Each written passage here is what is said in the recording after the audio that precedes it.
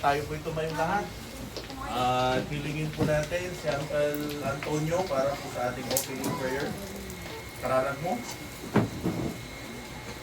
Mga Diyos, ang mga kamay, mga Diyos, isip mo, isang isang salkat mo, kapag-isip mo namin ito, pagpahingan. Kasama ka po, pastor mo yung bisa ko yung kasaong, sinibiyag, kasama ako, mag-ingat, sinibiyag ako, bisa ako, kasaong, Magnibiyanin sa kapatutuan mo na nasayaan.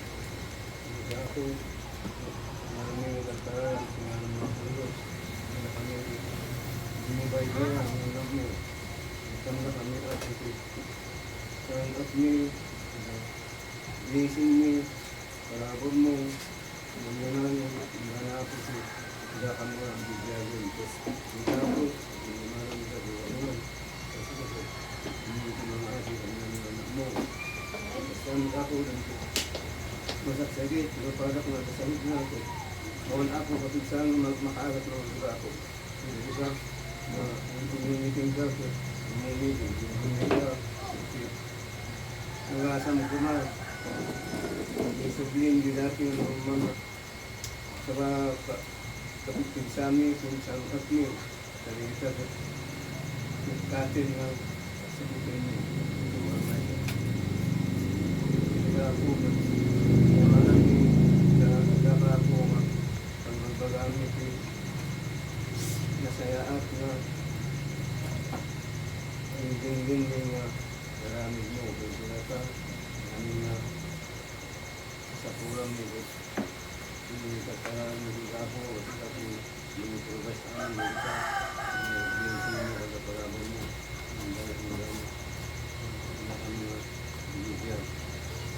Kita ako, kaya kung pinagmamanan, kami pinagmamanan, kailangan mo ako ito.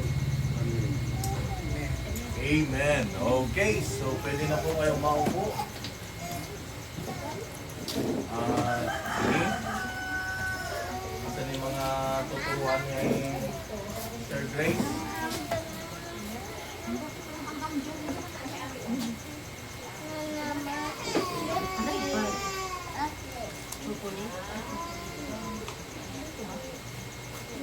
Mga upuan, magkano kayo? Wala pang upuan doon. May mga upuan.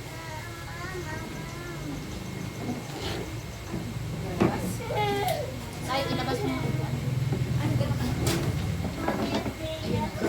Okay, sige po. At medyo malabo kasi hindi ko naman alam na dito tayo.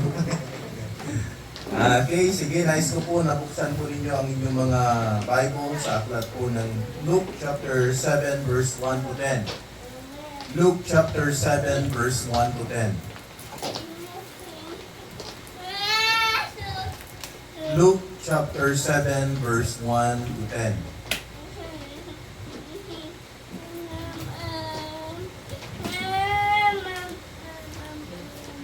Okay, so ang sabi niya po dito, basahin na lamang po, babasahin po at sundan niyo na lamang po sa inyong mga mata. Now when he had ended all his saying in the audience of the people, he entered into Capernaum. And a certain centurion, servant who was there unto him, was sick and ready to die. And when he heard of Jesus, he sent unto him the elders of the Jews, beseeching him that he would come and heal his servant.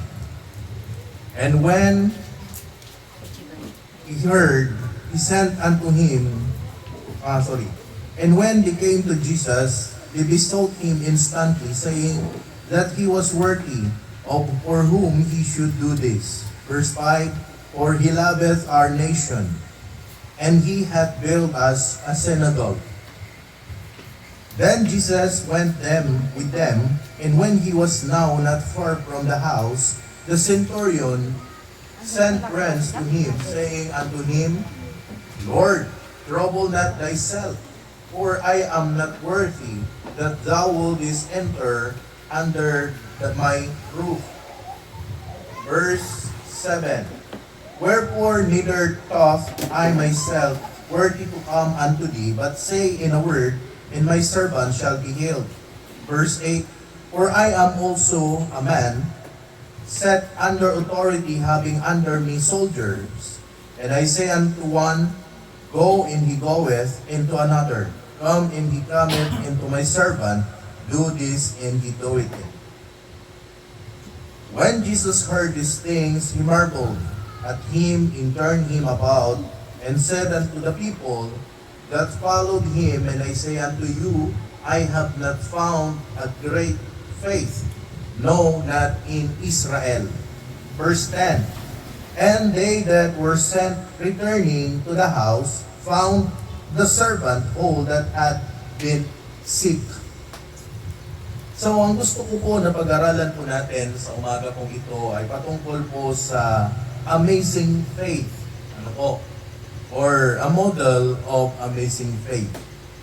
So, makikita po natin dito sa kwentong ito na merong isang centurion na sobrang mahal niya yung kanyang alipin. Nasa panahon na itong kanyang alipin po ay nagkasakit at nung nalaman niya na ang ating Panginoong Jesucristo po ay bibisita doon sa kanilang lugar, ay inutusan niya yung kanyang mga elders na puntahan ng Panginoon at sabihin kung ano yung kanyang kalagayan. So, yung kanyang kalagayan, makikita po natin dito na sa kanyang pagmamahal sa kanyang alipin ay kaya niya talagang isakripisyo yung kanyang sarili. At yun, at nung nasundo na po ang Panginoon, at nung malapit po siya sa kanilang bahay, pinigilan nila ang Panginoong Jesucristo. Na ang sabi niya, at si Jesus ay sumasa kanila, at nang siya'y di lukhang malayo sa bahay, ay nagsugo sa kanya ang senturyo ng mga kaibigan, na nagsisipagsabi sa kanya, Panginoon, huwag ka nang maligalig, sapagkat di ako karapat-dapat na ikaw ay pumasok sa silong ng bubungan. Dahil dito hindi ko inakalang ako'y karapat-dapat, man lamang pumarian sa iyo. Datapwat sabihin mo ang salita at gagaling ng aking alipin. So, ibig sabihin, ang tanging pinangahawakan lamang po nitong centurion is yung pananampalataya na kahit sa salita pa lang, kaya siyang pagalingin or kayang pagalingin yung kanyang alipin. So, gusto ko po na makita po natin yung pananampalataya nitong centurion na ito. At sa Bible, marami po tayong mga nabasa na mga klase po ng pananampalataya or iba't ibang klase po ng pananampalataya. At dito po ay iba yung pananampalataya nito sapagkat naniniwala siya na sa kahit salita lamang po ng Panginoon ay gagaling yung kanyang alipin. So gaano po katindi yung kanyang pananampalataya. Sa panahon po natin ngayon, meron pa kayang mga mananampalataya na hindi sila nakadepende sa kung ano yung nakikita lang ng mata, kundi yung talagang buong paniniwala nila na kung ano yung sinabi ng Diyos, ay talagang paniniwalaan po nila. So sa panahon po natin ngayon, yun yung kulang yun yung nawawala sa bawat mga Kristiyano. Na para sa kanila, parang nawawalan na sila ng paniniwala sa Panginoon. So, a model of amazing faith. So dito po, Jesus dealt with a Roman centurion. Alam po natin na ang centurion sa Roman Empire or sa Roman Roma, sila po ay merong malaking tawag nito, katayuan, mga soldiers, mga sundalo ng mga Roman, sa Roman Empire. At makikita po natin na nung panahon po ng Panginoon, talagang kilala po siya sa Roma. At talagang alam po natin na mga Roman soldier that time, sila po ang mga makapangyarihan or ang Roman Empire nung panahon po ng ating Panginoon. So, kahit po ang Panginoon ay nakikipag-usap din sa mga Gentiles, Naalala po natin, nung pumunta po siya kay Cornelius, doon po sa John chapter 3, kinausap niya po siya. At alam po natin kung gaano po ang Diyos nakikipag-usap sa kanila. So ang Panginoon walang pinipili. So that soldier amazed him. The soldier show us the way on how to come to Jesus and how to trust Him by faith. So itong mga taong ito talagang may pananampalataya. Although hindi po sila mga Hudyo, gano'n na lamang po yung kanilang paniniwala sa Panginoon. At alam naman po natin na nung panahon po ng ating Panginoon, talagang pinipersecute po ang ating Panginoon, mapahudyo man or mga Gentiles. So, kahit ganon, marami pa rin po ang naniniwala sa Kanya, especially doon sa Kanyang mga ipinakita na mga milagro. Amen? Miracles. Ang tanong po dito, hanggang ngayon po ba, meron pa rin bang miracle ang Panginoon? Meron pa rin. Kaya lang, hindi na po tulad dati na ang mga milagro ng Panginoon, ginagamit yung iba't ibang klase ng tao para pagalingin. Diba? Pero ngayon, by the grace of God, ay pinapakita ng Diyos yung mga milagro niya sa bawat isa po sa atin. So yun, so hindi na po tayo magpapakatagal. The model of amazing faith. Number 1, he needed help beyond himself. Opo. So, kailangan niya ng tulong higit pa sa kanyang sarili. Saan ka nakakilala ng amo na yung amo mismong may concern doon sa kanyang alipin? Ang sabi niya po dito, at nililipot ni Jesus ang lahat ng mga bayan at mga nayon at nagtuturo sa mga sinagoga nila at ipinapangaral ang ebanghelyo ng kaharian at pinapagaling ang mga sari-saring sakit at sari-saring karamdaman. You see? Kaya nga, ang Panginoon po natin, sikat noon. Bawat mga salita niya talagang binibigyan ng halaga. At maliban doon, nagpapagaling siya. Gumagawa siya ng mga milagro. Pero mag-ingat po tayo sa panahon po natin ngayon. May mga naglipa na po na sinasabi nila, sila ang Diyos. Oo, nagpapagaling din po sila. Baka isipin natin, pupunta nga ako dun magpapagaling ako. Totoo po yun, may mga nagpapagaling talaga na mga simbahan. Pero ang tanong, yung bang ginagawa nila galing sa Diyos? Mamaya, baliktad yung pinagaling. Pagalingin mo nga ako.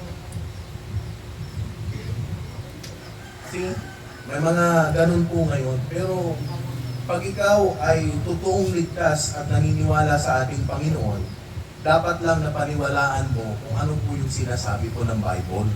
Ako hindi po ako magpapagaling.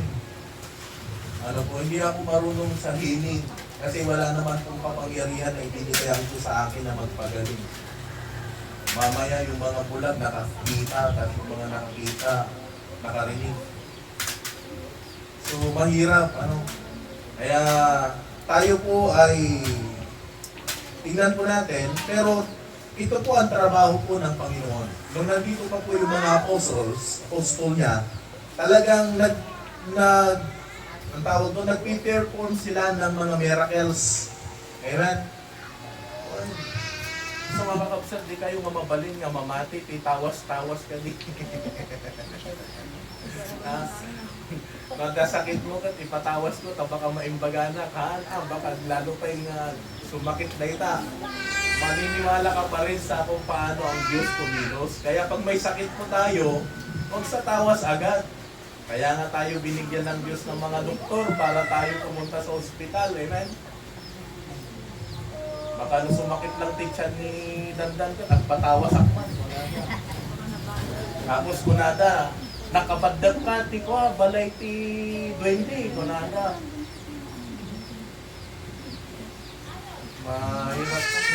Mahirap magpaniwala eh. Yung nugot takong dyan, naimas diya eh. Kasi pag binasag mo yun, ano yung laman nun? Yung mga anay pa yun, langgam yung puti. Di ba, may kirkiro gadget. Ngayon tayo magpapaniwala. Ag-alay ka tikas ko, idan. At manok mo. Mapalinmat nga ag-atang tayo damdama, tawan masinami. Tapos lang daw sa Kyrie. Tapos na daw si nanay niya kanina. Hindi siya irin ka. Kayat na. Sayang ulam. Kayat na, tawan si data eh. Kung ano kayat yo. At nung mali ka huwag tayong maniwala sa mga ganun. Amen? Maniwala pa rin tayo sa milagro ng Panginoon. Verse 7, verse 2, at ang alipin ng isang senturyon na minamahal nito ay may sakit at malapit ng mamatay.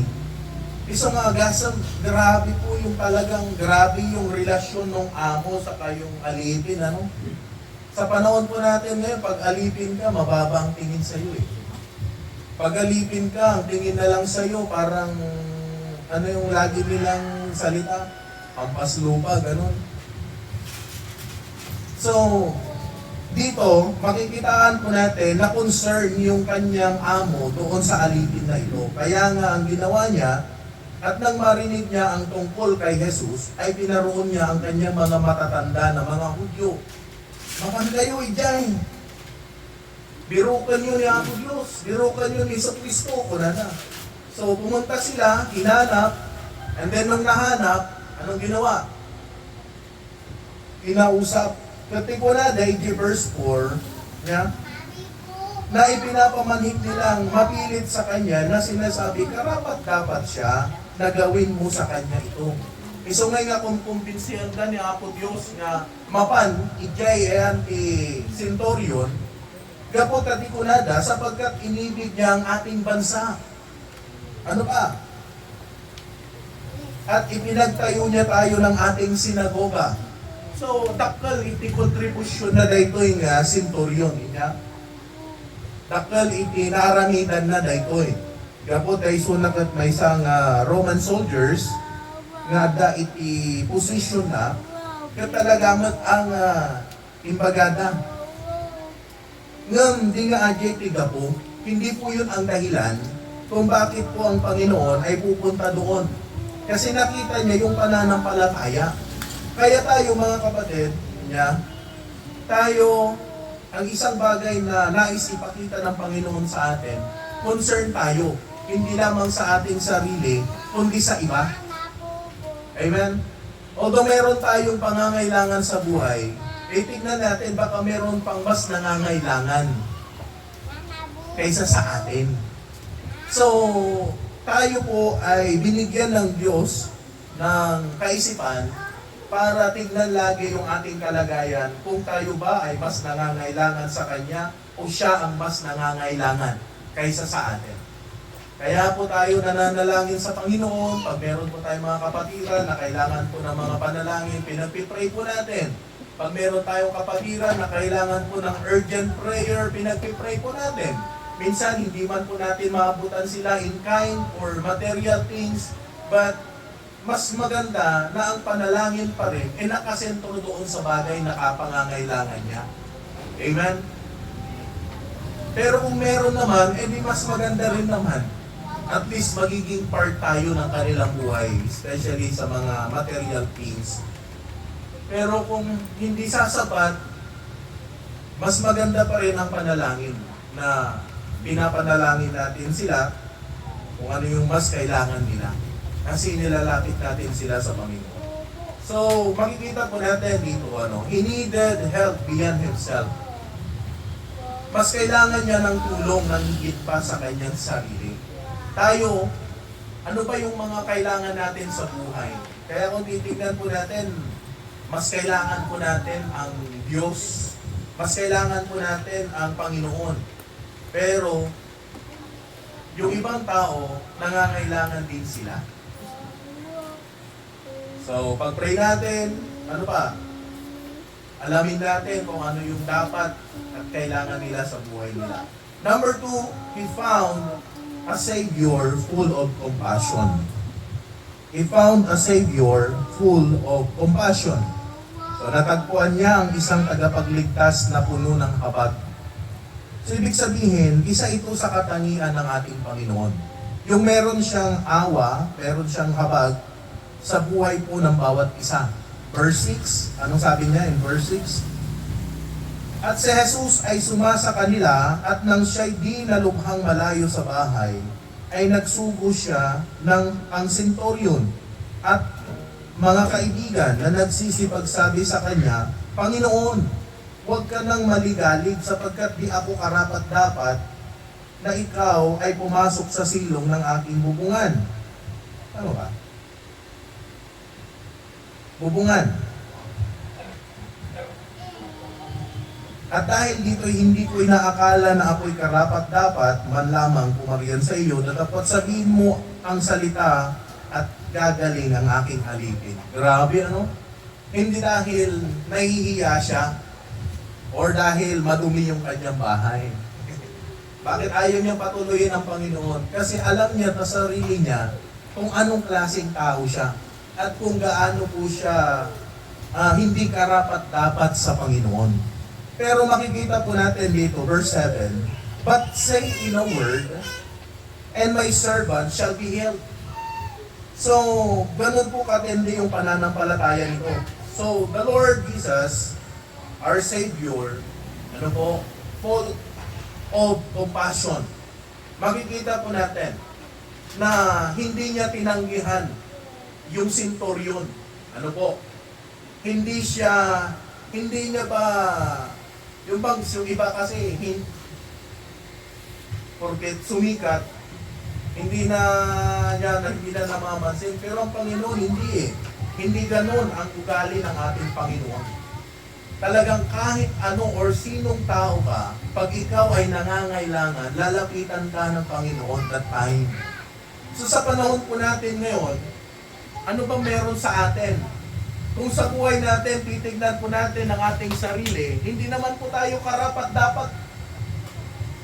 Tama? Makasalanan po tayo eh. Anong mga meron man sa atin, wala yan. Kung titignan po natin ang ating sarili, tayo po ay hindi po karapat-dapat sa Panginoon. Pero salamat sa Diyos na tayo po ay binibigyan ng Panginoon ng pagkakataon para po tayo po ay mabigyan ng pangalawang pagkakataon.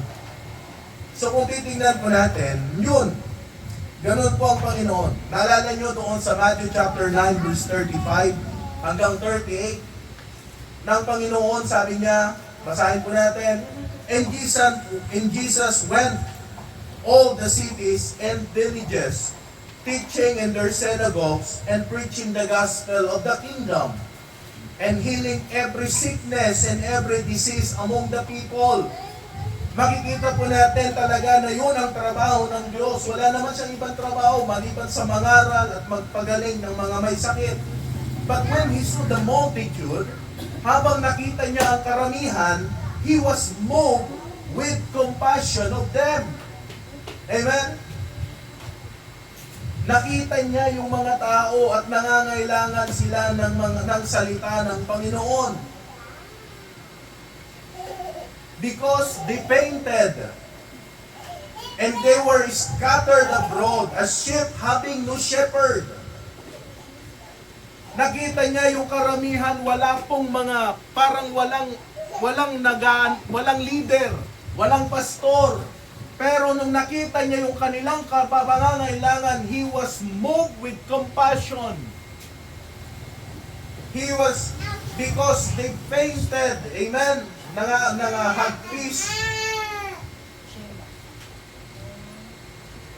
Hindi po nakikita ng Diyos kung ano yung kaganda, kung ano tayo, kundi ang laging nakikita ng Diyos kung meron siyang compassion sa buhay po ng bawat isa. Kasi kung titignan niya lang yung ating kasalanan, kung titignan niya lamang po yung ating kasalanan, anong pakialam ng Diyos para tayo po ay iligtas? Sino ba tayo? Sino ka ba? Pero dahil nakita niya yung kalagayan natin, na darating ang panahon na kapag tayo po ay mamatay at sa impyerno pupunta, gumawa siya ng paraan para tayo po ay mapunta sa langit. Kaya ang ginawa ng Panginoon, nag-sacrifice para po sa atin. At ano sabi niya, verse 37 sa Matthew chapter 9, Then he saith he unto his disciple, The harvest truly is plenteous, but the laborers are few. Ang daming aanihin, pero konti lang yung mga laborers. Pray therefore the Lord of the harvest that He will send forth laborers unto His harvest. Nalala ko yung talumpati ni dating Duterte, Pangulong Duterte. Ano sabi niya? Kung ang concern mo, human rights, my concern is human lives. Pero alam mo kung ano ang concern ng mga Kristiyano? Human souls. Bakit? Darating yung panahon na ang tao pag namatay, impyerno ang pupuntahan yan. Pero sino ang kailangan? Kung ang Diyos meron siyang compassion, dapat meron din tayong compassion para sa kaluluwa. Amen? Pwede nga pangangailangan lang nila physical needs. Pero mas higit yung spiritual needs. Pag ang nagkaroon tayo ng compassion sa ibang tao, makikita mo yung mas mabigat na pangangailangan po nila.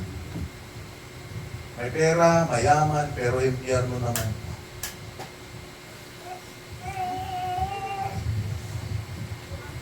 He found a Savior full of compassion. Sino ba tayo sa harapan ng Diyos?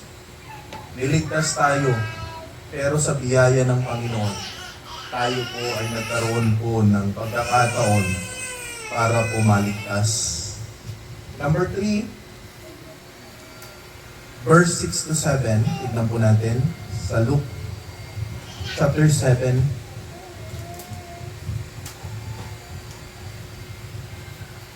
Verse 6 to 7, And Jesus went to them. So nakisurot, nakikadwa.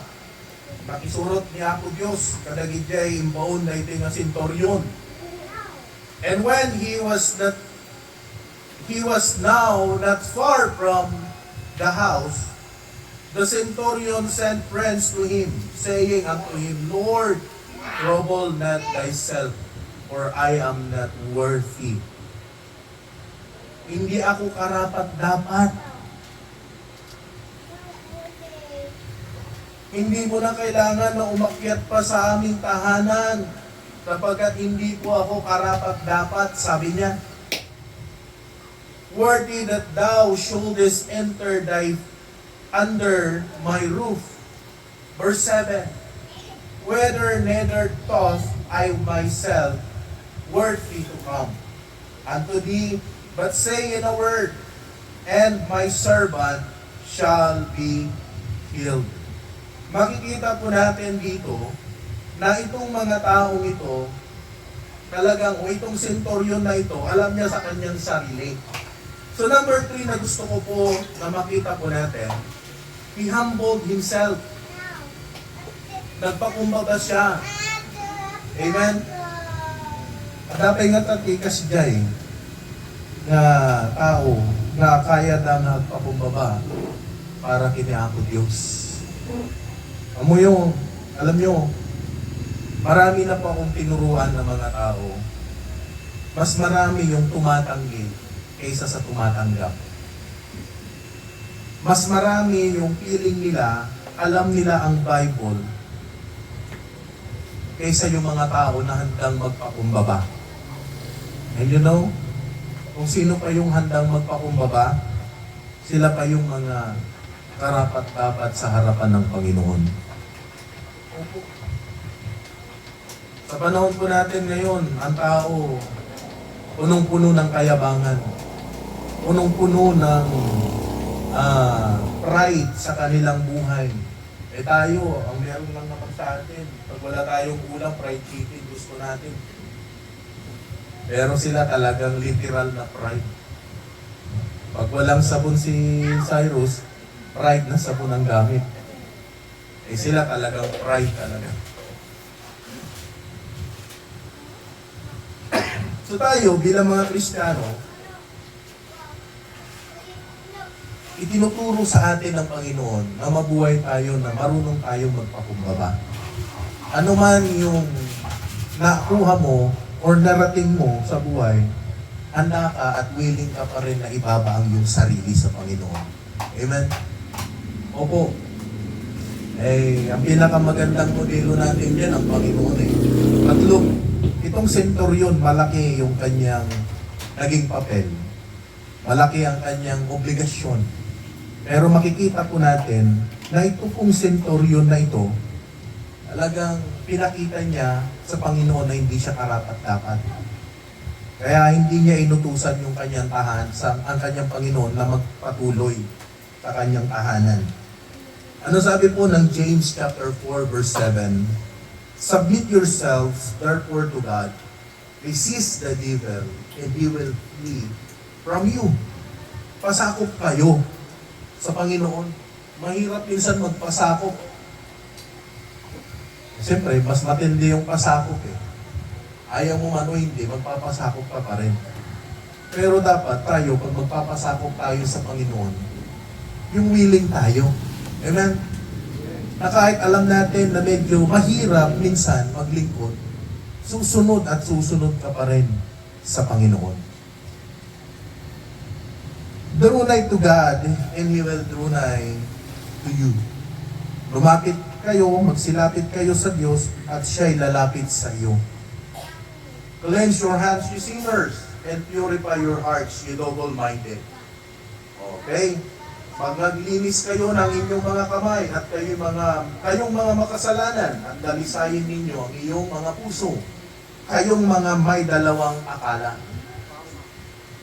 Alam mo, isa kasi na magpapalayo sa atin sa Panginoon, once na tayo po ay nabubuhay sa buhay na kamalian ang ginagawa.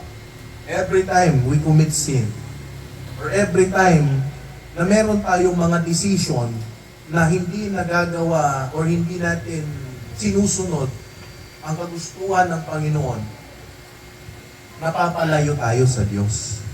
May mga plano tayo na hindi naman gusto ng Panginoon sa buhay natin. But listen, sabi niya dito, cleanse your hands, you sinners, and purify your hearts, you double-minded. Sino ba sa atin nagdo-double-minded? Pero nakaranas na nun. Yung meron ka ng fixed decision, after mga ilang oras, nagbago na naman yung mga gusto mo. Ay, oo nga pala, ganito, ganito.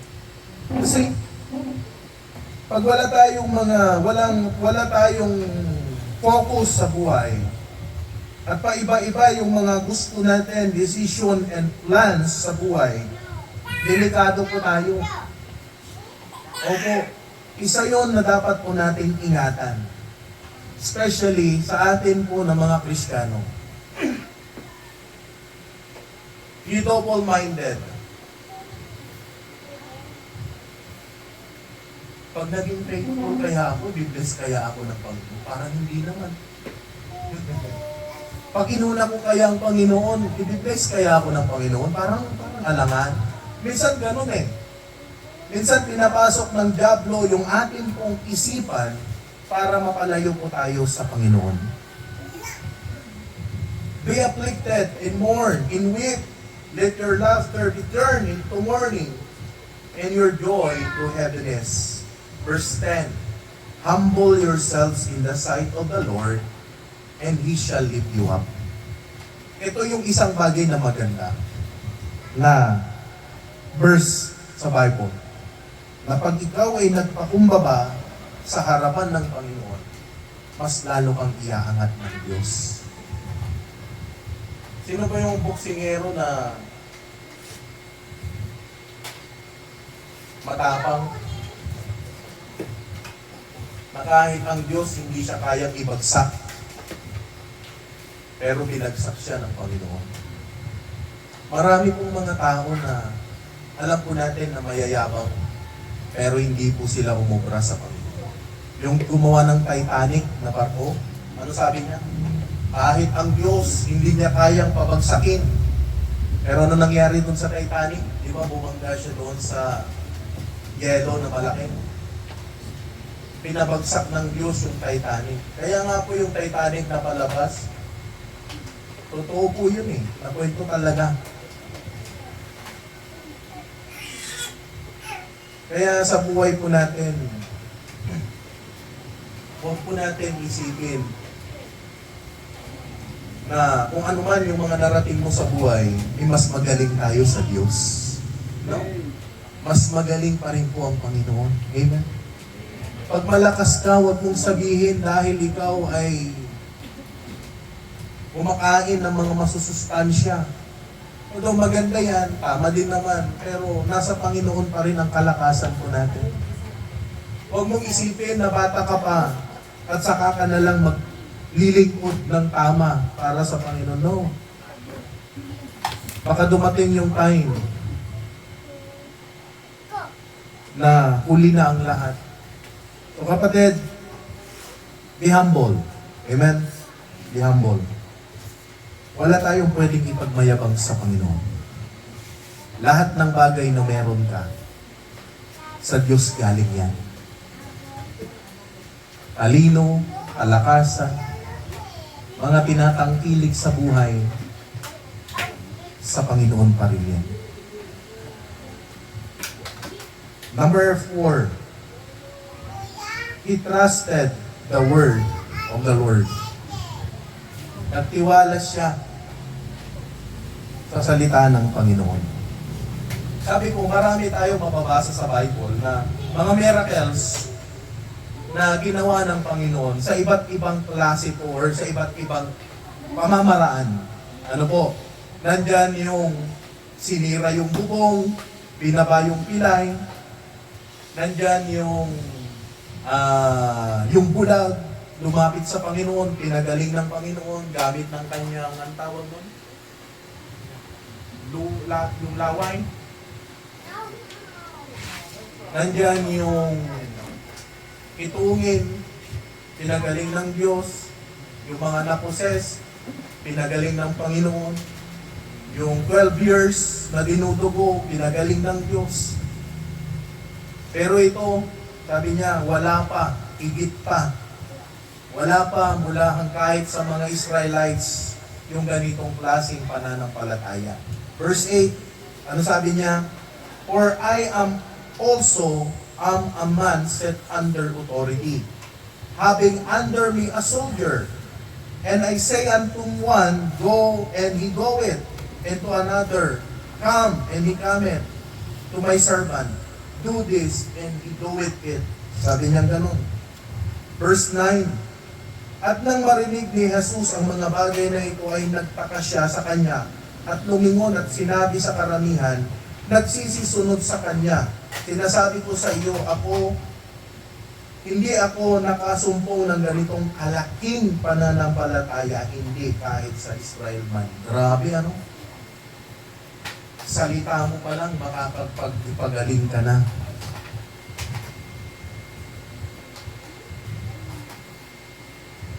Gaano po tayo nagtitiwala sa salita ng Panginoon? Gaano mo pinapaniwalaan, kapatid, ang salita ng Diyos? Hello? Kasi, marami pa rin mga Kristiyano nagdadalawang isip eh. Kung talaga bang susunod ako, gagawin ko ba ito? But listen, ano sabi niya? Sa Psalms 119, let my mercy come also unto me, O Lord, sabi niya. Padatingin mo rin sa akin ang iyong mga kagandahang loob, O Panginoon, sa makatwid bagay ang iyong kaligtasan ayon sa iyong salita. Sa gayon, magkakaroon ako ng kasagutan sa Kanya na dumuduwahagi sa akin sapagkat ako'y kumitiwala sa iyong salita. Verse 43, at huwag mong lubos na kunin ang salita ng katotohanan sa aking bibig sapagkat ako'y umaasa sa iyong mga kahatulan. Mga kapatid, pag ang salita ng Diyos, binigyan mo ito ng oras at panahon, marami kang makukuha ng mga impormasyon at mas lalo na madadagdagan ng ating kaalaman kung paano ang Diyos kumilos sa ating buhay. Kaya nga po, he trusted the word of the Lord. Amen? Ilan lamang po yun. Kaya pag tayo po nagpipray, Lord, ikaw na po ang bahala sa akin. Ikaw na po ang bahala sa aking kamag-anak. Ikaw na po ang bahala sa amin. Sa kaligtasan, sa pangangailangan. Di ba pag tayo nagpipray, ganon? And sometimes, pag nagpray, gagawin tayo ng Panginoon. May doubt. Minsan nangyayari po yun sa amin eh. Nagpray kami about sa pag-iingat ng Panginoon.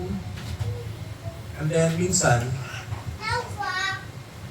sana ingatan sila ng Diyos. Meron pang sana eh. Nagpray ka na nga, may sana pa rin. Kaya minsan ganun tayo.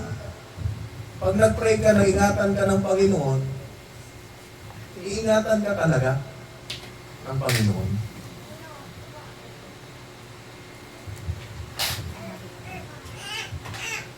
Ano pa? He trusted the word of the Lord. Gaano mo pinaniniwalaan ang salita ng Diyos sa buhay mo? Kung tayo nga, pag may nagsalita sa atin, naniniwala tayo agad eh. Oo, sa susunod, hayaan mo lang. Bibigyan kita. Ano sa inyo naisip? Sige, aasahan ko yan.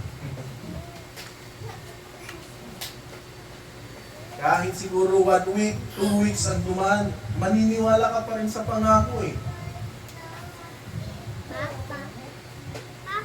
Hanggang sa 1 taon na nakalipas, naniniwala ka pa rin.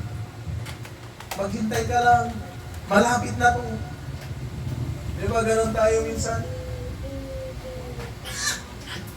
Kaya minsan mahilig. Si mama ko minsan, minsan pag pakicheck mo nga yung DSWD baka merong ayuda. Naniniwala tayo minsan ganun eh. Although tama naman, nagbibigay naman talaga sila. Tama. Pero, pag sinabing, ay, postpone, next week na lang. Hindi maghihintay na naman tayo. Pero sa utak natin, nakalagay sa isipan natin, sige, maghihintay pa rin ako. See, ganun tayo kasigasig maghintay. Pero bakit minsan sa salita ng Panginoon, minsan hindi tayo makapaghintay? And minsan, mas inuunahan pa yung salita ng Diyos kaysa sa kung ano yung nais ng Diyos para sa atin. At nakakalungkot na maraming mga Kristiyanong ganun.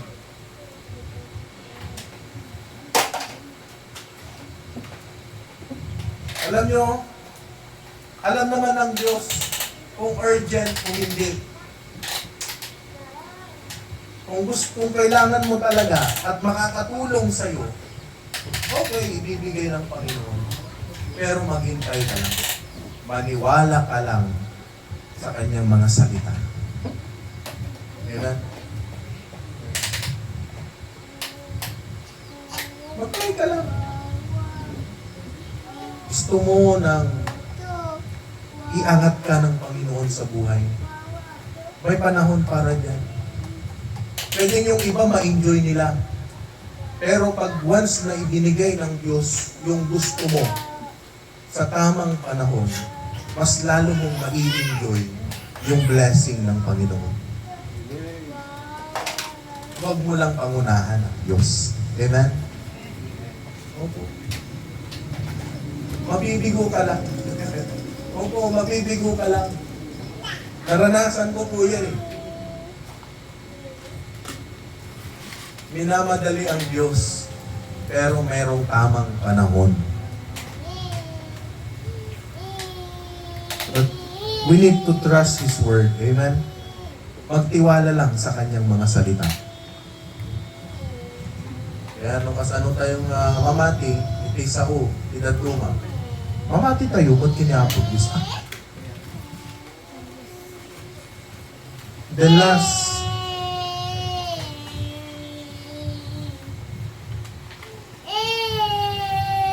hindi pa pala. Second to the last.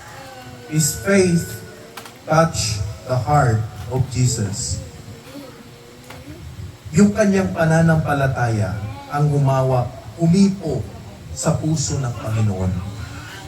You know, alam mo, ang magpapasaya lamang, ang kikilos sa puso ng Panginoon, yung pananampalataya na meron po tayo. Kaya nung sabi niya, na-touch niya doon sa verse 9 and 10. At nang marinig ni Jesus ang mga bagay na ito, ay nagtaka siya sa kanya at tumingon at sinabi sa karamihan, nagsisisunod sa kanya, sinasabi ko sa iyo, hindi ako nakasumpong ng ganitong kalaking pananampalataya, hindi kahit sa Israel man. At pagbalik sa bahay ng mga sinugo, ay kanilang naratnang magaling na ang alipin. Kalain mo yun? Hindi pa nakakaapak sa bahay nung senturyon ng ating Panginoon, gumaling na. Ganon katindi ang pananampalataya. Amen? Kaya pag meron kang pananampalataya sa Panginoon, walang layo at walang lapit sa Diyos. Bukod tangi na ang Panginoon, kaya kanyang pagalingin sa salita lang. Kaya pag sinabi niya, maimbagan ka pero kailangan iparamdam mo sa Panginoon na meron ka talagang pananampalataya para sa Kanya. Amen? When, kaya't mong i-bless ka, kaya't mong magunod iti dagiti kayat mo, dapat pamatin. Daktal na pamatin para kanya. Faith. Sabi ko doon sa Luke chapter 8 verse 43 to 48, di ba? Sabi niya, a woman having an issue of blood 12 years, which had spent all her living upon physicians, neither could be healed of any. So nga nagpaayap iso na iti nalalaing nga mga doktor, nalalaing nga mga manggagamot. Pero makikita po natin na awan ure asin numan dayta tinagpagaling. Di da nga napaimbag jay sakit na daytoy nga babae. No ti doktor to pa hindi na napaimbag. Albularyo pa nga ta.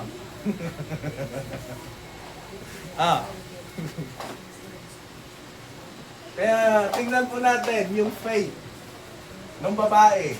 Itong centurion. Actually, itong babae. Ano sabi ng Panginoon? Who touched me? Di ba? Sino bang humipo sa akin? Sabi ng kanyang mga apostol, ang daming tao, tapos sasabihin mo kung sinong humipo sa'yo. Ignorante yung mga apostol Kunada siguro dinam mo. Siyempre, God, Panginoon siya all-knowing. Amuna no sino, diya humipo. Ngayon, ang nais ipakita ng Panginoon, yung ipakita niya, ipakita nung babae na totoo yung kanyang pananampalataya sa Panginoon. Who touched me? Alam ng Diyos yan. Alam ng Diyos kung ano yung laman ng puso mo. Alam niya kung anong klaseng pananampalataya na meron po tayo. Pero ikaw, kapatid, alam mo din sa sarili mo kung gaano kalaki ang pananampalataya mo para sa Panginoon. At anong sabi niya? His faith touched the heart of Jesus. Gusto mo ng Diyos kumilos sa buhay mo, dapat 100%. Walang double-minded. Walang doubt. Bagos 100% na pananampalataya para makuha mo ang puso ng ating Panginoon. Amen.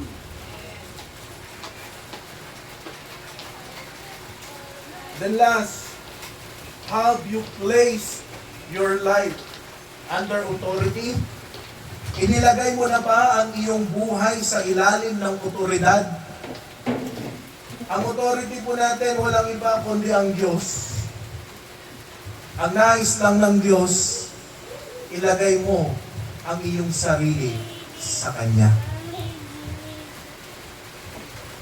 Pananampalataya, napaka-importante nito sa Panginoon.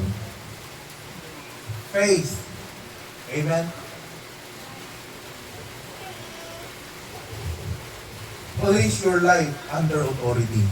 Ilagay mo sa iyong buhay or ilagay mo ang iyong buhay sa authority ng ating Panginoon. So yun po, have you placed your life under authority? So number 1, a model of amazing faith. He needed help beyond himself. Number 2, he found a Savior full of compassion. Number 3, he humbled himself. Then number 4, he trusted the word of the Lord. Then number 5, his faith touched the heart of Jesus. Then number 6, have you placed your life under authority? Okay, so tayo po'y manalangin. Ama namin Diyos, salamat muli sa umaga pong ito. Bless niyo po ang buhay po ng bawat isa, maging sa amin pong napag-aralan. Ikaw po siyang may taas sa aming buhay, ikaw po siyang madakila. Dalangin po namin, Panginoon, nakausapin niyo po kami hanggang matapos po ang aming pong service. Maraming salamat po, ibinabalik po namin lahat sa pangalan ni Cristo Jesus. Amen, amen. Okay, sige, tayo po umawit pa po ng isa. May I call our song leader para ilip po tayo. Nasa tayo.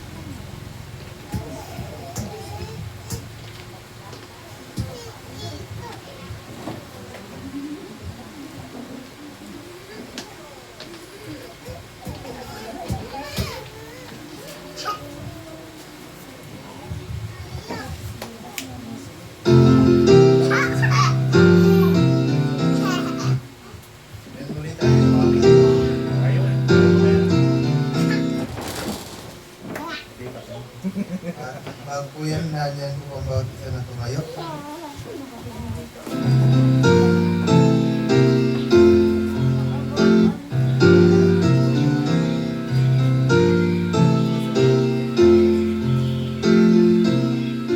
I'm so glad I'm a part of the family of God.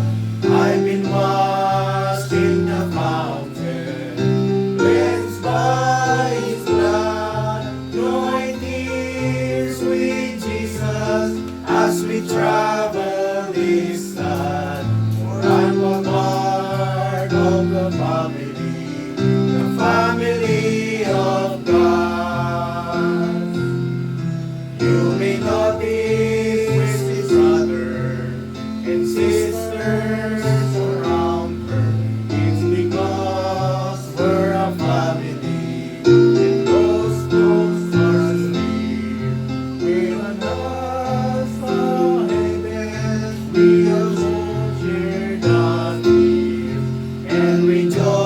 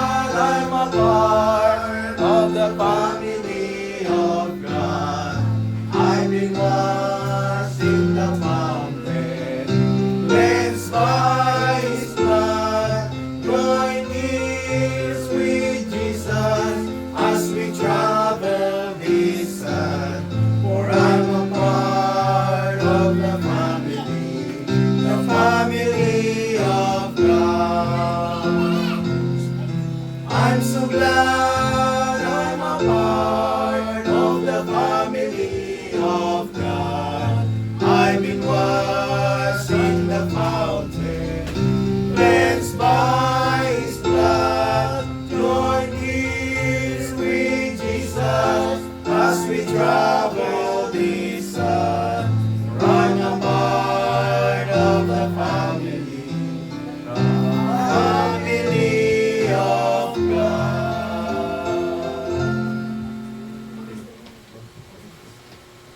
Manatili po tayo po ngayon. Tinatawag po si Sir Daniel para sa ating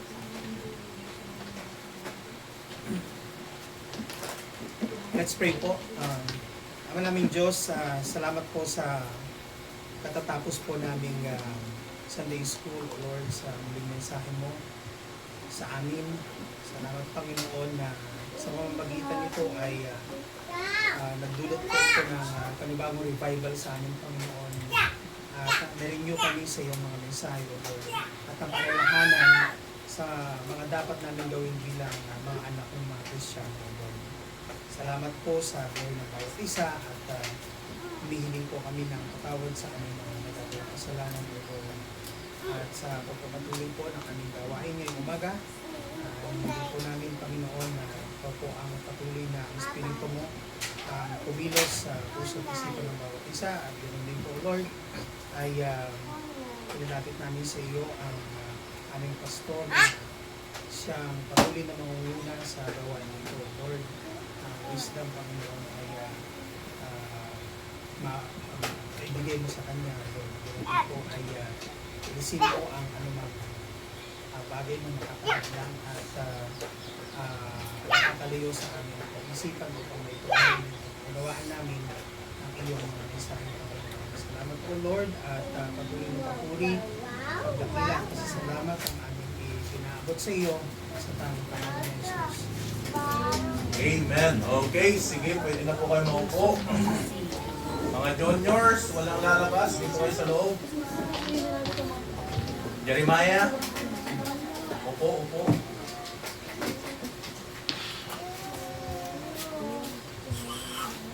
Yan. Wala nang lalabas. Pag nag-start na po tayo ng service, wala nang patayo. Okay, so once again, isang maulang umaga po sa ating lahat. At nalamis magtiting na, hindi kayo magtiting ang pudpudot. So yun, pag maulan, dito tayo sa loob. Nilabas ko na yan lahat kanina. Nainayos ko dito waran, talaga na nakahilira dan, pati extension, kasi ang medyo mayat panahon, hindi ba't nga bumoy payag, medyo gumisgisit mo tanti, ulap na yun. Kung ako nakat, yun nagtayo, narigat mo tanina. Na biglang agtudukot, ibang kumano, hindi pa mo tayo ti danon. Ngam namok lang ba na hindi nga nagdi gusto, original ako maamin nun. Anong todo, sabay di gusto niya. Pero salamat sa Panginoon. At wala yung iba nating mga kapatiran, what happened? So wala sila. Pag-pray po natin. At hindi nasundo yung iba nating mga bisita din. At yung ating pong si Brother Arnold po ay speaker noon sa San Luis. siya yung pastor muna doon sa San Luis ngayon kasi wala si kuya niya, nasa Pampanga daw. So pag-pray po natin na maging maayos yung worship nila. At patuloy lamang po natin pag-pray sa Kalorumi, maka-recover. And then ano ba ngayon? July, August. Wala po, wala. So, salamat po sa Panginoon. Last week, nakalimutan natin, birthday pala ni Sir Daniel. Okay. Nalipatan tayo niya. Nga, si plano mi pa'y kumakat, kantaan ni Suna nga eh. Salamat lang nakita tayo. But anyway, pag-pray po natin yung mga may birthday. Sino ba nag-birthday din July? Ikaw? July ka din? July ka ba? November 1 yan. Hindi, Hindi nga, ito to. November lang ako sa joke lang yan. Ako, wala ko. Sinong July? Wala na dito. Tatlo. August. Sinong may birthday ng August? Anak ko. Sino? Jeremiah na lang, birthday niya sa 25.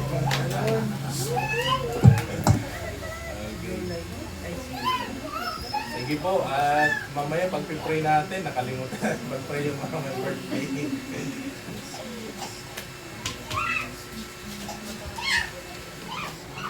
Okay, so wala na po ba ang concern?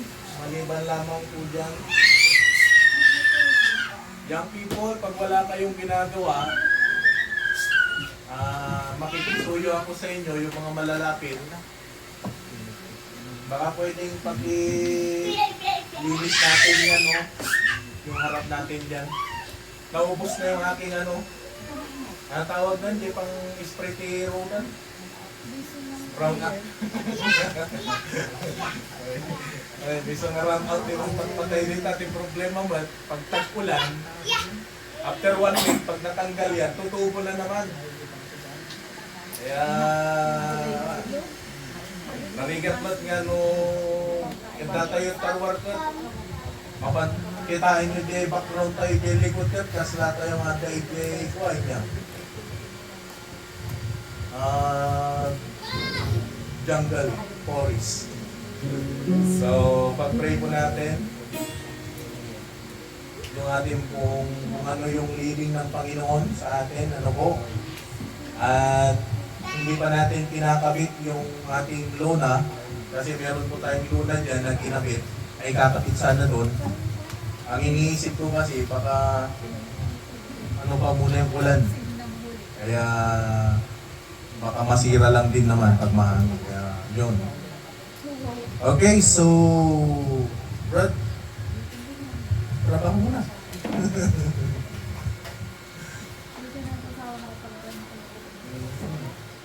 Pumasok ko nga, namamagay yung mata eh.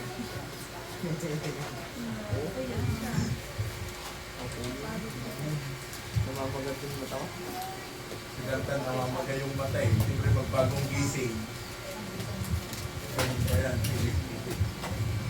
Okay, sige. At kung wala na, tayo ulit. Tayo po yung manalangin para po sa ating offering. Brother Dan, pakipag-pray mo yung ating offering. Tayo mo.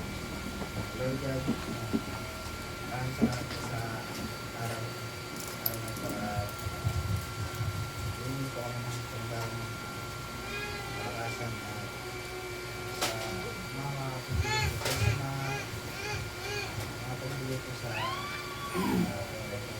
wala rin ko na kapatang ko sa pagpili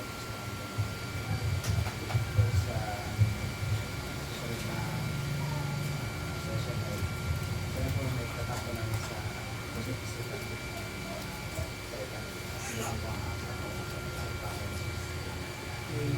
Amen.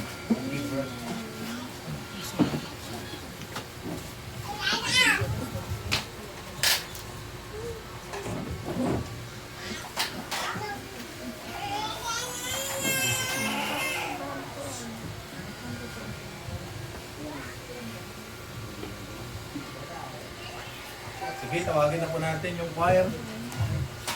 Habang kinukolekta ni Brother Dan.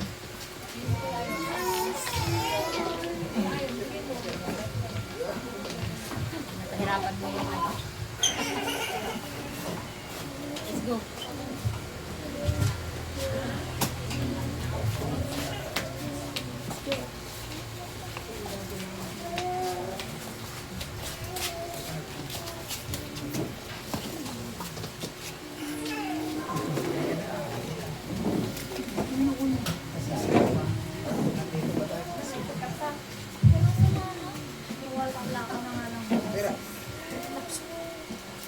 Bibili pa rin yan.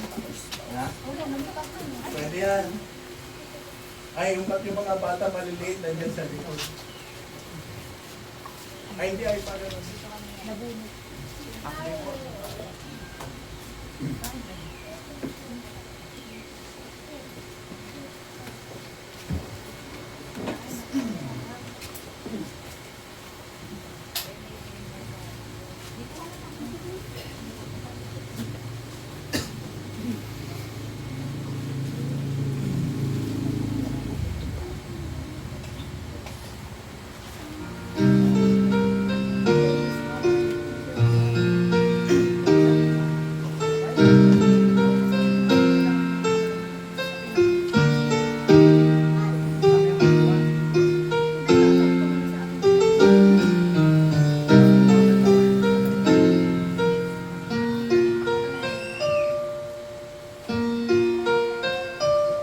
Use my life, Lord, to serve your people and follow you with me. And everything I do, reveal my trust in you. Your faithful witness I will be.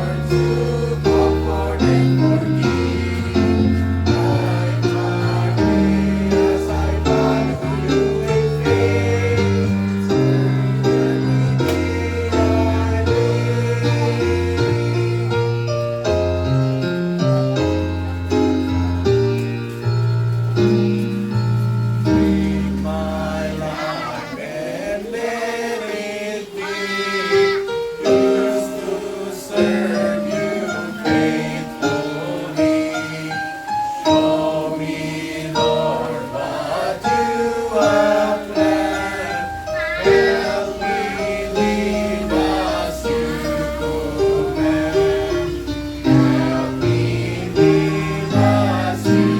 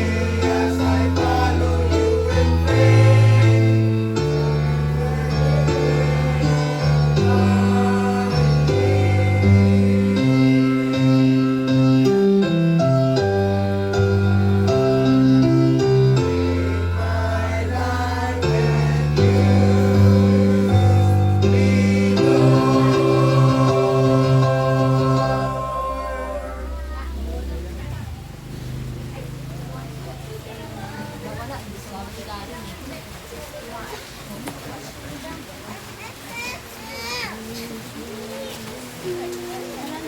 Okay, salamat po sa choir. At okay lang yan. Nag-iba tayo.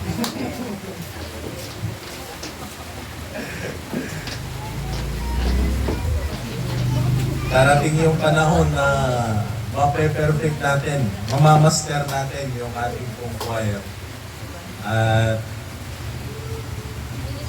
masanay na tayo sa mga susunod na mga choir po natin ay dahan-dahanin na po natin yung mga matataas na mga notes. Kaya maganda-handa na po kayo.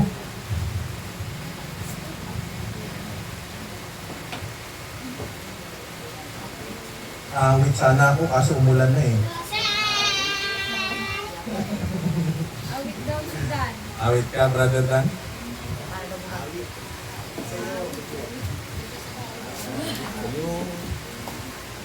Para daw buhay.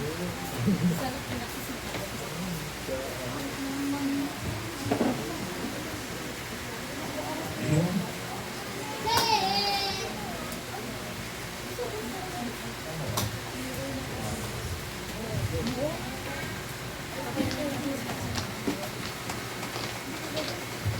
Okay, sige. Good morning po muli sa bawat isa. Tayo po'y dadako na po sa ating pong pag-aaral ng salita ng Diyos. Tayo po ay magbukas ng ating mga Bible sa aklat po ng Matthew chapter 22, verse 36 hanggang 40. Amen. Matthew chapter 22, verse 36 hanggang 40. Mabasa ba? Parang hindi.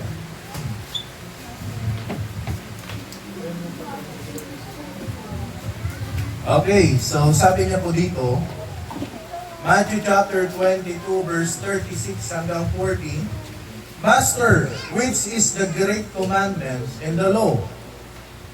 Jesus said unto him, Thou shalt love the Lord thy God with all thy heart, and with all thy soul, and with all thy mind. This is the first and great commandment. And the second is like unto it, Thou shalt love thy neighbor as thyself. And on these two commandments hang all the law and the prophets. So ang nais ko po na pag-aralan po natin ay patungkol po sa batas, pagsunod sa batas or following the law, not bend the law. Amen? At mahirap talaga na baluktutin yung batas po natin, especially yung batas ng ating Panginoon. At dito po sa ating pong nabasa, makikita po natin ay tinanong ng lawyer ang ating Panginoon, ano ba ang dakilang kautusan? Anong sabi niya? Master, which is the great commandments in the law? But before that, tayo po ay lumuko at manalangin. Dakila naming Diyos, muli kami po ay nagpapasalamat sa araw na ito. Bless niyo po ang buhay po ng bawat isa. Maging ang amin pong pag-aaralan, kayo ang siyang patuloy na kumilos, manguna at mangusap, Panginoon. Bless niyo po ang amin pong worship ngayon at ikaw po ang siyang may taas sa aming buhay. Pinupuri kayo namin, pinapasalamatan. Binabalik po namin lahat ng ito sa pangalan ni Kristo Jesus. Amen. Master, which is the great commandments in the law? Sabi nung nagtanong sa ating Panginoon. And Jesus said unto him, Thou shalt love the Lord thy God with all thine heart, with all thy soul, and with all thy mind. Alam po natin na ginawa ng Diyos ang batas para po meron tayong guidelines sa buhay at para meron po tayong gawin or dapat sundin. Especially yung 10 utos. Amen po ba? Na ibinigay ng Diyos kay Moses nung nandun po siya sa Mount Sinai. Pero doon po natin makikita na ang pamantayan ng Panginoon pagdating po sa batas niya ay kailangan po na masunod po natin lahat. Ang nakakalungkot lamang po dito na ang batas na ibinigay ng Diyos sa atin ay napakahirap sundin. Sige nga po kung meron po kayong alam na mga karakter sa Bible na nakasunod po ng utos ng Panginoon. Na kahit po si Abraham, kahit si Moses, kahit yung mga prophets or mga great na mga tao in the Old Testament ay hindi po nila nasunod yung kautusan ng Panginoon. At kahit ngayon po na nasa New Testament po tayo, hindi po nila nasunod ang kautusan ng Panginoon. Alam nyo, pagdating po ng New Testament, yung 10 utos ng Diyos, pinaiksi na lamang po ng Panginoon. Ginawa niya na lamang po na 2. So 2. Ibig sabihin, The first commandments na atin po mababasa, thou shalt love the Lord thy God with all thy heart, with all thy soul, with all thy mind. Sa atin po mga kapatid, tanungin ko po kayo, at alam ko po, alam nyo din sa inyong sarili, gaano mo kamahal ang Diyos? Gaano kalalim yung pagmamahal natin sa Panginoon? Hello? Madali lang naman magsabi, Lord, mahal na mahal kita. Lord, alam mo kung ano yung laman ng puso ko. And sometimes, nawawala yung pagmamahal po natin. Pwedeng ngayon, pwedeng hanggang bukas, pero paano sa susunod na mga araw? Still, mahal mo pa rin ba ang Diyos sa buhay mo? At hindi lamang po basta pagmamahal, with all thine heart. Amen? Kung gaano tumitibok ang puso mo, Brad, ganon din dapat yung pagtibok ng puso mo para sa Panginoon. Hello? With all thy heart, with all thy soul, yung kaan, with all thy mind. Pagmahal mo ang Panginoon, lagi mo siyang iniisip. Hello? Laging nasa isip mo ang Diyos. Paano ko mapaglilingkuran ng Panginoon? Paano ko mapapasaya ang Diyos? Paano ko maibibigay yung para sa Panginoon? Yan po ang command ng ating Panginoon sa atin. Love the Lord with all thy heart, with all thy soul, and with all thy mind. This is the first commandments. Number 2, thou shalt love thy neighbors as thyself. Gaano mo kamahal ang kapitbahay mo, kapatid? Sige nga, gaano mo kamahal yung kapitbahay mo?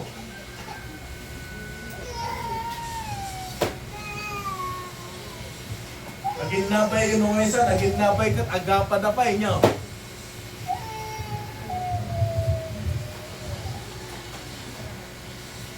But listen,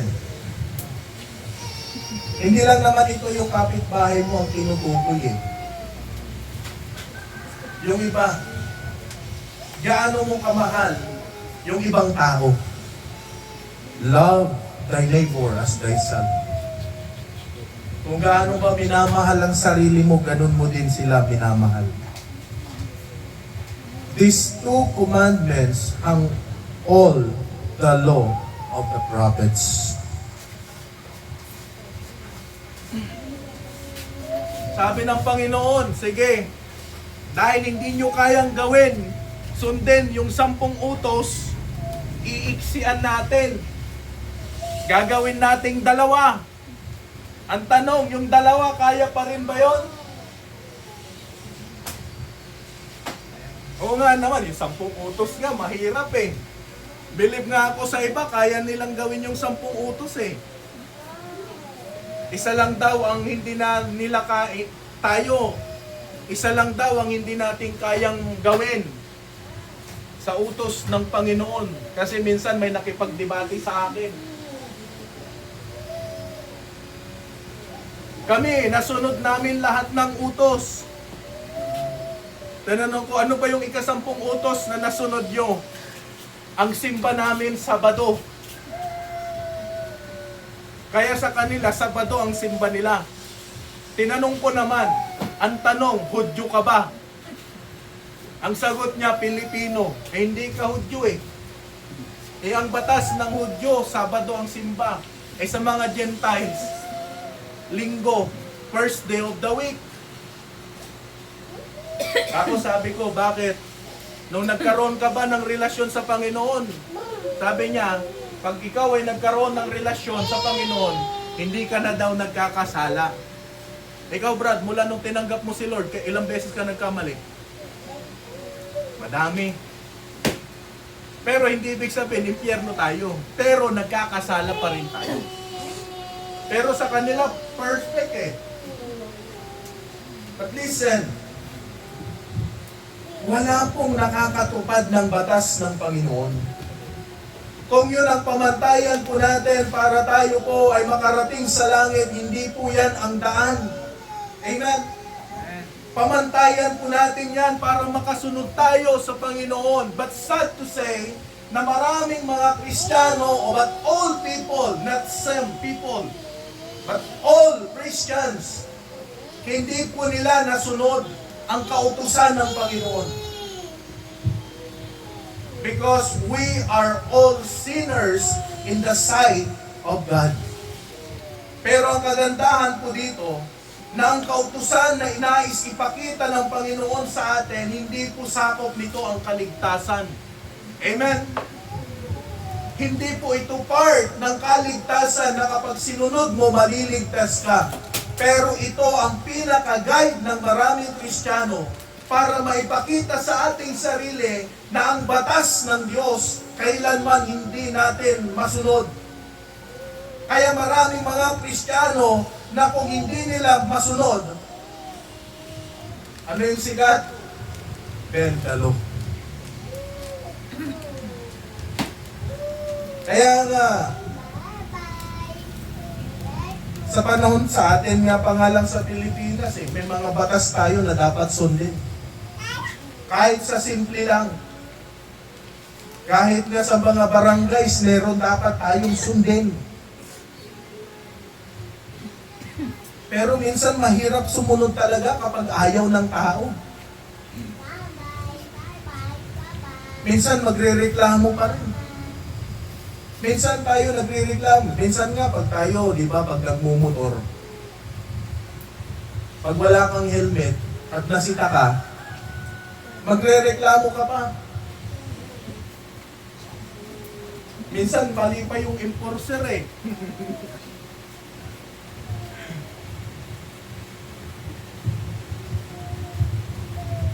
Bawal tumawid. Tumawid ka. Eh bawal nga eh. Pag tumawid ka, may multa yan.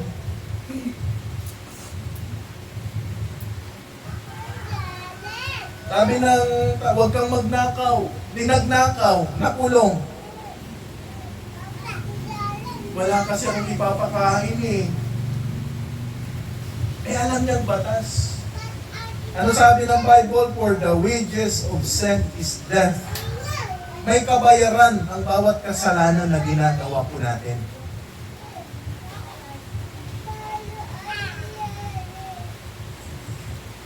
Minsan mahirap talaga sumunod.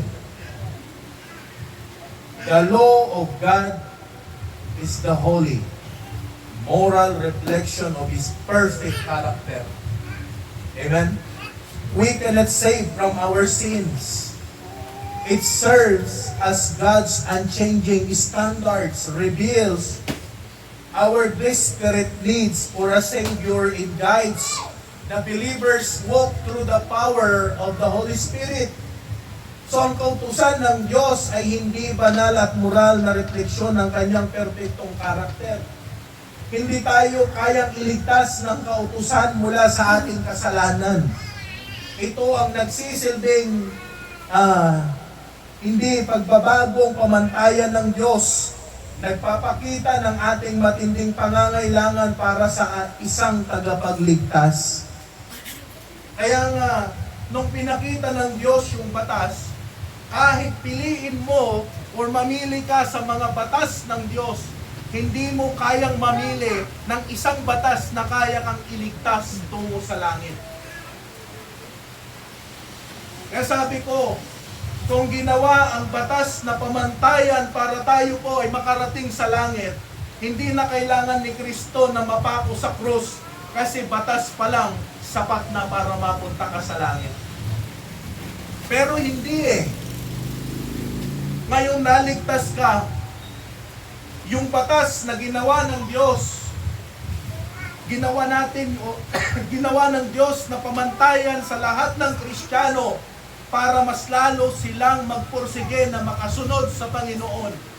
Pero kahit gaano tayo magpursige na sumunod sa Diyos, nagkakaskamali pa rin po tayo. Pero kahit ganon, pinipilit ng Diyos, pilitin po natin na sumunod kung ano ang nais ng Diyos sa atin. kung bakit merong batas. Tanggalin mo ang batas ng Pilipinas. Ang tao hindi takot gumawa ng kasalanan. Tanggalin mo yung bawal manghuli. Tanggalin mo yung bawal pumatay. Bawal magnakaw.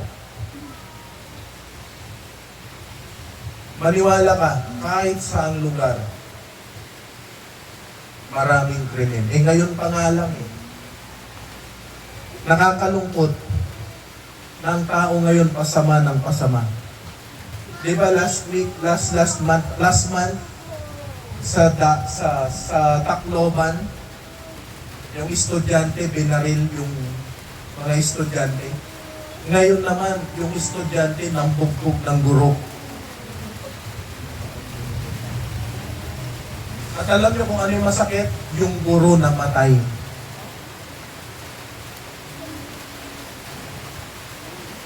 Sinita lang yung lalaki na may hikaw, tapos binugbog. Kaya sir, magsuot ka ng bulletproof.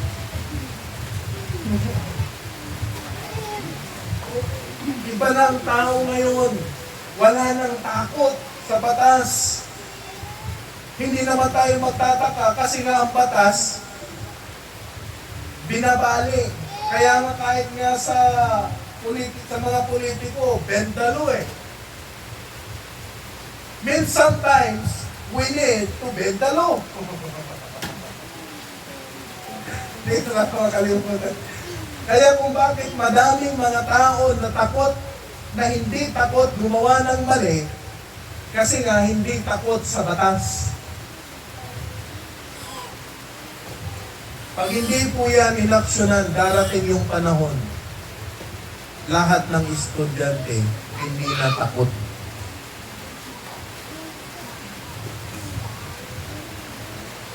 Kaya si Jeremiah, tinatanong namin anak, dalawa lang, binubuli ka ba o ikaw yung nambubuli?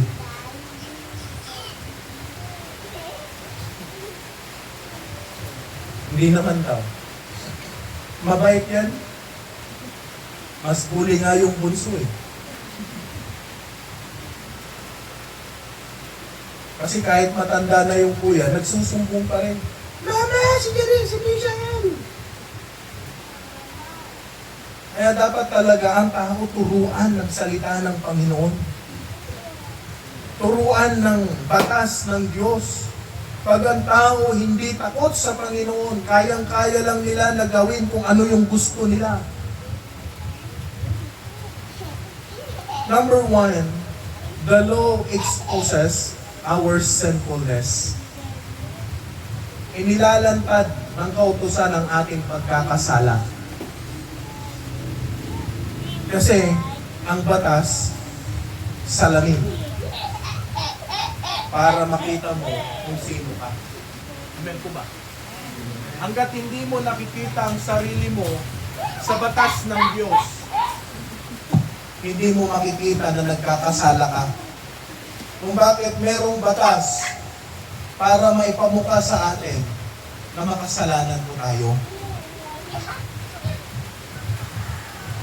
Kaya nga, yung 10 utos ng Diyos, hindi natin kayang gawin yan. Hindi natin kayang sundin yan. Biyaya na lamang po ng Panginoon na nakakasunod tayo sa Diyos. Amen? Pero kung tayo lang, wala. The law acts like a mirror. When we look closely at God's holy standard, we see our flaws, failure in our absolute inability to save ourselves. So the law humble us. Kaya ang ginagawa ng batas, ginagawa tayong humble. Na hindi ka pwedeng magmayabang sa sarili mo. Amen? Na kaya kong iligtas ang sarili ko. Pero hindi May batas Hindi natin kaya maging righteous sa harapan ng Panginoon. It shows us we cannot earn our way to heaven. driving us to our knees and desperate needs of a Savior. Na kahit anong gawin po natin, hindi natin kaya na iligtas ang sarili po natin. Ano ba? Romans chapter 3 verse 20. Therefore, by the deeds of the law, there shall no flesh be justified in His sight. For the law is the knowledge of sin. Ang kautusan ay ang pagkilala ng kasalanan, sabi ng Bible. Kaya kapatid, listen. Pag nakikita mo lang ang sarili mo, nakikita natin ang sarili natin na wala tayong kakayanan para maging matuwid sa harapan ng Panginoon. Wala po. Useless lahat ng bagay. Kaya ipinamuka sa atin ng Panginoon, we are not worthy in the sight of God. James 1:23, for if any be hearer of the word and not a doer, he is like unto a man beholding his natural face on in a glass. Kaya sapagkat ang isang tao na tagapakinig ng salita at hindi tumutupad, ay katulad siya ng isang tao na tinitignan ang kanyang talagang muka sa salamin.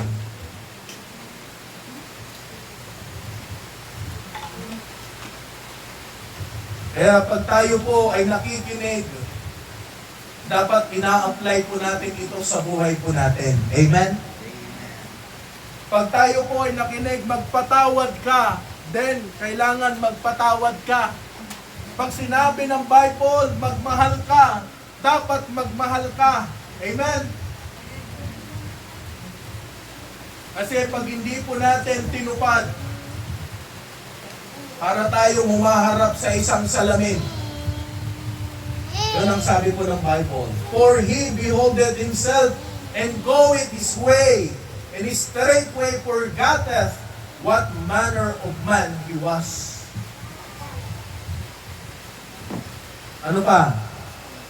But whoso looketh into a perfect law of liberty, ngunit ang nagsisiyasat ng sakdal na kautusan, ang kautusan ng kalayaan at nananatiling gayon na hindi tagapakinig, na lumilimot kundi tagatupad, na gumagawa, ay nagpagpapalain ng taong ito sa kanyang ginagawa. Romans 3:20, sapagkat sa pamamagitan ng mga gawa ng kautusan ay walang laman na maaaring ganap sa paningin niya. Kalahin mo yun? Wherefore by the dead of the law, there shall no flesh be justified in His sight. For the law is the knowledge of sin. Nasabi ko, no ti batas iso itidalan tapno kasta agbalin tayo nga nalintag kina Apo Dios. Di nga kasapulan ni Kristo nga bumaban nga iso na ti ag sakripisyo para kada tayo. Kapay nga isalakan kapay lang. No kaya mo't lang nga isalakan ti sarilim. Kas jay kumain.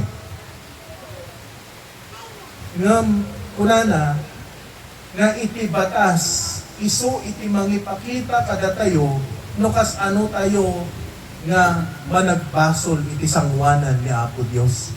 Kay sumat Apay no di ka nga makulong gapo agtatakaw ka, mamungatan agtatakaw ka. Nya. Wen. Apay no di ka nga maikulong gapo tasika ka nakaaramid ka iti dakas among nga dakas diay. Sa masapol nga dati batas, tapno may pakita king ka nga madiger aramidem. Kas diti kayat na nga ipakita kada tayo ni Apo Dios. Amen? Nga mamuyo ti tao, uri amuda nga dakas araramidem dalatay. Apay nga dulat at nagpatpatay, amudamat nga maikulong da. Apay nga dulat at nag-aramid iti kinadakas kag amudamat nga da iti papananda kalpasan na diay. Apay nga dulat at nagbasbasol Nag-amod-amad nga itibaso, isu iti mangiturong, iti impyerno. You know,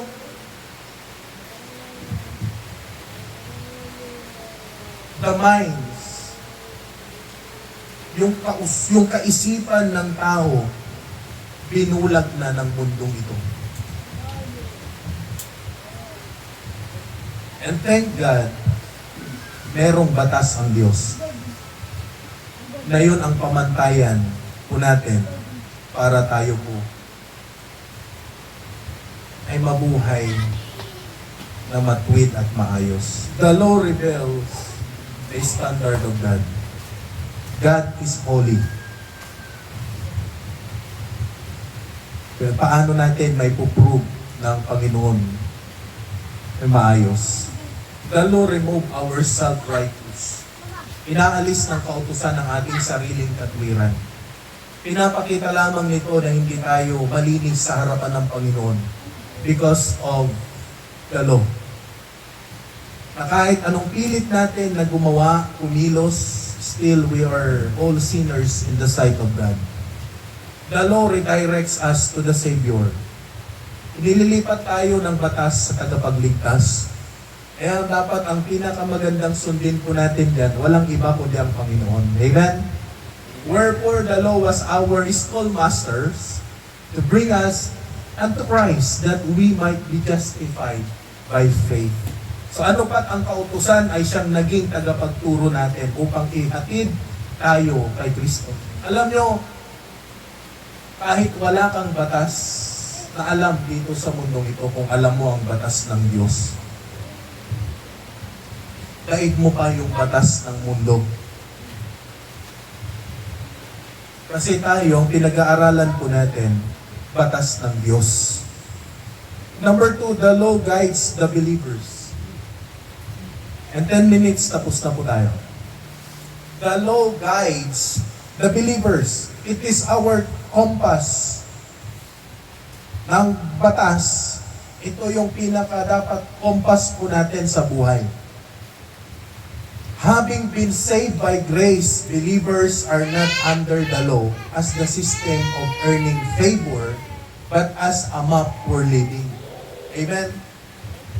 Sabi niya, dahil naligtas ka sa pamamagitan ng biyaya, ang mga mananampalataya ay wala sa ilalim ng batas bilang isang sistema ng paggamit ng pabor. Kaya pag sinunod mo to, magiging okay ka. Hindi ganun eh. Ito yung pinaka, ano sabi niya? Ngunit bilang isang mapa para sa pamumuhay. Kaya kung bakit merong batas, listen, kung bakit merong batas, para ito yung magiging guide mo sa buhay mo, paano ka maiayos yung buhay natin.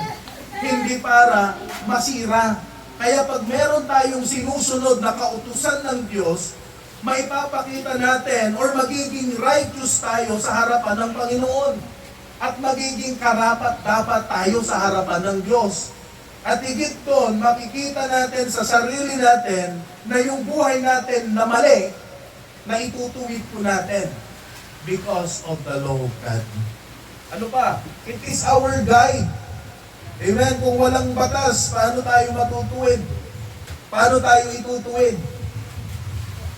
Kaya sabi ko kanina, kung alisin mo ang batas ng mundo, wala na.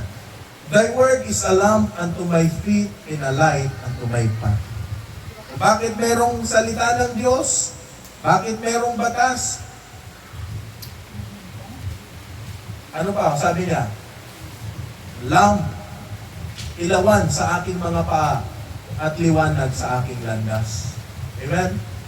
The law reveals God's holy character.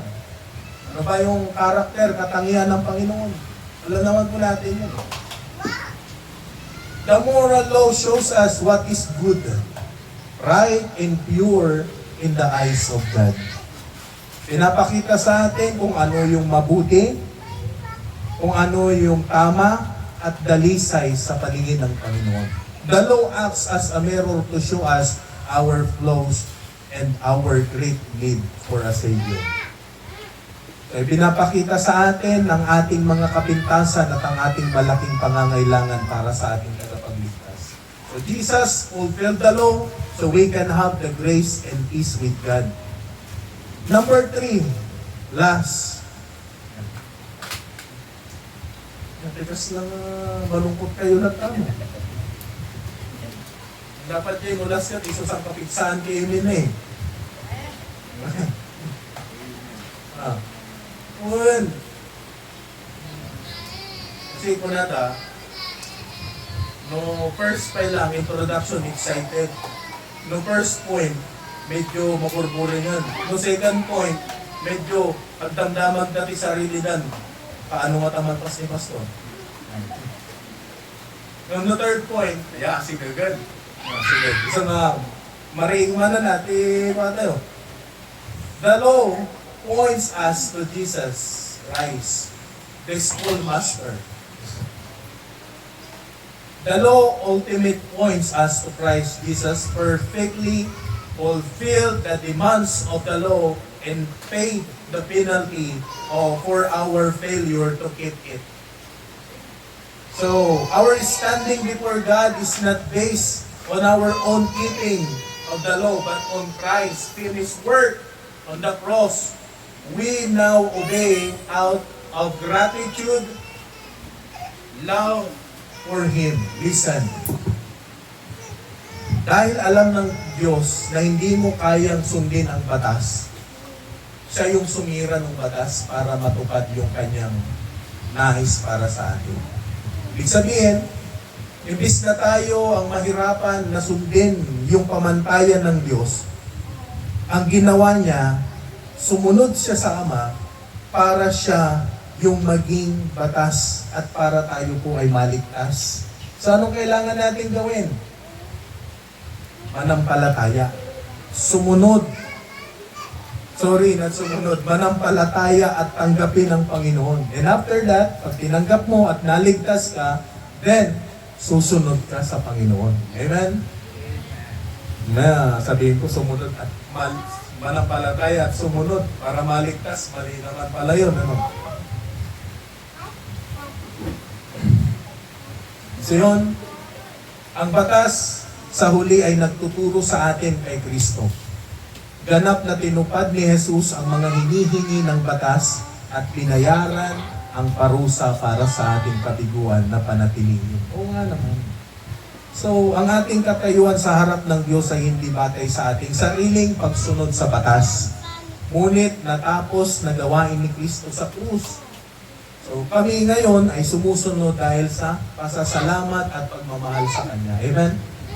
Kaya nung laligtas ka, hindi ka naman pinipilit ng Panginoon. Maglingkod ka sa akin. Hindi naman gano'n ang Diyos eh. Pero bakit tayo naglilingkod? Bakit kailangan natin gawin yung para sa Panginoon? Siyempre, para maipakita natin sa Panginoon na tayo, meron tayong pasasalamat sa Kanya. Pagmamahal sa Panginoon. Amen? Kaya pagmahal mo ang Diyos, hindi ka susuko na maglingkod. Amen? Oo. Hindi mo isipin na nakakapagod na pastor. Parang ayaw ko na, parang gusto ko nang sumuko. Eh si Lord nga, hindi ka sinukuhan. Ikaw pa kaya ang susuko? May dapat nga tayo ang maghirap. Pero si Lord ang gumawa para sa iyo. Ang kailangan mo lang gawin, sumunod sa Kanya. At ang pagsunod naman natin, may kalakip na mga blessings. Alam ni Lord kung ano yung pangangailangan mo sa buhay. Yun nga lang, maghintay ka lang. Handa naman ang Diyos para sa iyo. Wherefore the law was our schoolmaster to bring us unto Christ. Kaya naging tagapagturo sa atin upang ihatid tayo kay Kristo. Kaya yung batas, the Word of God, the Scripture, ito ang magiging guide natin sa buhay para mas lalo tayong mapalapit sa Panginoon. To bring us that we might be justified by faith. Amen? Pinawalang sala dahil sa pananampalataya. Pero kung wala si Kristo, Mahirap yun. Di ba? Pag nakulong ang isang tao, pag sinabi doon, guilty ka, makukulong ka ng 20 years. 20 years mong pagdudusahan sa kulungan. Eh kung mataas pa, at sabi ng Panginoon, sabi ng batas, lifetime imprisonment, mas matindi yun. Eh, si Lord, siya na ang gumawa. Manampalataya ka lang para maligtas ka. Yun. Ano pa? Thank not that I am come to destroy the law of the prophets. I am not come to destroy, but to fulfill, sabi ng Panginoon. Kaya mga kapatid, yung batas na ginawa ng Diyos, hindi yan pahirap para sa atin. Yan po ay susundin natin, sinusunod natin, dahil nais ng Panginoon na maging maayos tayo sa harapan ng Panginoon. Kaya pag wala po ang Word of God, mahirap mabuhay bilang Kristiyano. Kaya kung meron man tayong batas na dapat sundin mula sa salita ng Panginoon, pagsumikapan po natin. Amen? Opo. Pagsumikapan po natin para mabuhay po tayo ng maayos at tama sa harapan ng Diyos. Tayo po'y tumayong lahat. Tayo po'y manalangin.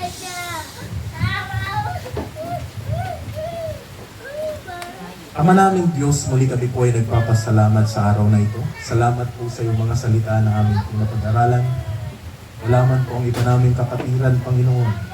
At Lord, salamat na dahil po sa inyo, binibigyan niyo po kami ng pagkakataon na gawin ang maraming bagay. Dalangin po namin, O Diyos, na magawa po namin, matugunan po namin ang mga nais mo sa aming buhay. Salamat po na meron po kaming guidelines para magpatuloy at gawin po kami yung tama sa inyong harapan, Panginoon. Kung bakit merong mga batas para ito po ang aming sundin, para hindi po kami mahiwalay sa inyong harapan, Panginoon. Salamat, Panginoon, na sa kaligtasan hindi na po namin kailangan itong paghirapan sapagkat kayo po ang siyang nag-usa sa krus ng Kalbaryo para sa amin. At Lord, salamat po, Ama. Nandyan ka para po sa amin. Dalangin po namin ang iyong patuloy na pangunguna. Tulungan niyo po ang bawat isa. At maging sa aming pansamantalang paghiwa-hiwalay, kayo ang siyang patuloy na kumilos, manguna at mangusap, Panginoon. Pinupuri kayo namin, pinapasalamatan. Pinabalik po namin lahat ng ito sa pangalan ni Cristo Jesus. Amen. Okay, maraming salamat po. At God bless. Kita po tayo. Young people, tuloy po natin yung klase po natin. Start po tayo ng 11.